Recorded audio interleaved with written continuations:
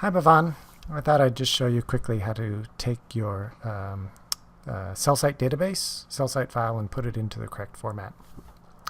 So here's the file that you sent me, names and latitudes and all stuff. If you look in this directory right here, program files, wireless metrics, link master, in this there's a directory called sample files. And inside of there, there's a file here called version 10. That's the one you want to use. And I've got that open here. So it's going to open up with this. This is the basic format that you'll need. So all of the column names need to stay the same. And you just have to start putting information in here. Now, down here gives you references for what each of the columns represents. For example, when you get to the network column, which is this one here. In this case, we've got number 9 set. So number 9 is an LTE network. And the antenna type, which is the next one here, the 1 represents a sectorized antenna and a 0 is an omni. So what we would simply do is to take your samples here, and I would start by just sort of plopping them in and starting to see where they line up.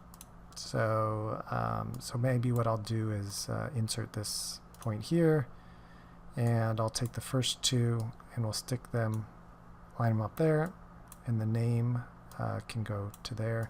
And this is the sector, so maybe we'll just call this one AB, ABC, something like that. The next one is the azimuth. So if we check the azimuth, that'll go there. You had missed the angle, so I would just put in a 60-degree angle there. Network type, most likely a 9, and most likely a sectorized antenna. Make sure you get the state in there, and let me show you what the state represents, whether it's on or off, or on air. So those are all going to be 1s. And then this is your PCI. So that's where I think you had listed it as a cell ID 460. So this is where you're going to put your 460 here.